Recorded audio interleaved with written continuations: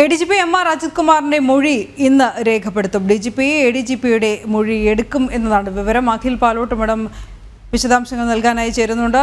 അഖിൽ, എന്തായാലും ഇന്നലെ വരെ ഉള്ളതല്ല, രാഷ്ട്രീയ മാറ്റങ്ങൾ അല്ലെങ്കിൽ നാടകങ്ങളാണോ നടക്കുന്നത്? DGP എന്തായാലും ADGPയുടെ മൊഴി എടുക്കുമെന്നുള്ള വാർത്ത, അതിന്റെ കൂടുതൽ വിവരങ്ങൾ കൂടി.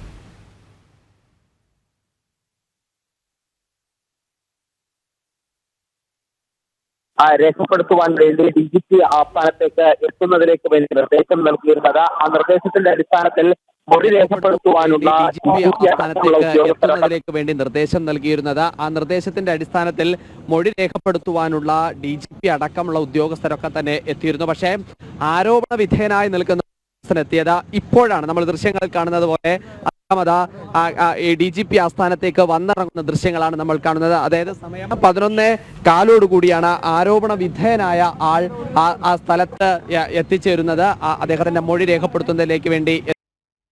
എന്തായാലും നിർണായകമായ ഒരു നീക്കം ഉണ്ടാകുമെന്ന് തന്നെയാണ് ഈ ഘട്ടത്തിൽ നമുക്ക് മനസ്സിലാക്കാൻ സാധിക്കുന്നത്. ഒരു പ്രധാനപ്പെട്ട ഒരു കാര്യം എന്ന് പറയുന്നത്, ഇന്നലെ LDF യോഗത്തിലടക്കം മുഖ്യമന്ത്രിയും അടക്കം മറ്റു ഘടകകക്ഷികളുടെ എല്ലാ അഭിപ്രായങ്ങളെയും തള്ളിക്കൊണ്ട് മുഖ്യമന്ത്രി തന്നെ നേരിട്ട് ഇതിനുവേണ്ടി അല്ലെങ്കിൽ ADGPയെ സംരക്ഷിക്കുന്ന തരത്തിലേക്ക് പോയിരുന്നു എങ്കിൽ പോലും ഇപ്പോൾ വിജിലൻസ് അന്വേഷണത്തിനടക്കമുള്ള ഒരു ശുപാർശയാണ് ADGPക്കെതിരെ ഉയർന്നു വന്നിരിക്കുന്നത്. അതിൽ ഇനി തീരുമാനമെടുക്കേണ്ടത് മുഖ്യമന്ത്രിയാണ്. മുഖ്യമന്ത്രിയുടെ വകുപ്പാണ് ഈ ആഭ്യന്തരം എന്ന് പറയുന്നത്. അപ്പോൾ ഈ ADGP MR അജിത് കുമാറിന്റെ സാമ്പത്തിക ക്രമക്കേട്, അതുപോലെ തന്നെ അദ്ദേഹത്തിന്റെ കവടിയാറിലെ വീട് നിർമ്മാണം തുടങ്ങിയ എല്ലാ ക്രമക്കേടുകളിലും വിജിലൻസിന്റെ അന്വേഷണം വേണമെന്ന DGPയുടെ ശുപാർശയിൽ മേൽ ഇനി എന്ത് നടപടി ഉണ്ടാകും എന്നതുകൂടി നിർണായകമായ ഒരു കാര്യമാണ്. എന്തായാലും അദ്ദേഹത്തിന്റെ മൊഴി രേഖപ്പെടുത്തുന്നതിലേക്ക് വേണ്ടി, അതായത് ഉയർന്നു വന്ന വിവാദങ്ങൾ, MLA PV അൻവർ ഉയർത്തിയ ആരോപണങ്ങളുടെ ഒക്കെ തന്നെ പശ്ചാത്തലത്തിൽ ADGP MR അജിത് കുമാറിന്റെ മൊഴി രേഖപ്പെടുത്തുന്നതിലേക്ക് വേണ്ടി അദ്ദേഹം സംസ്ഥാനത്തെ പോലീസ് മേധാവിയുടെ കാര്യാലയത്തിലേക്ക് എത്തിക്കഴിഞ്ഞു. അതിൽ പ്രധാനമായും അദ്ദേഹം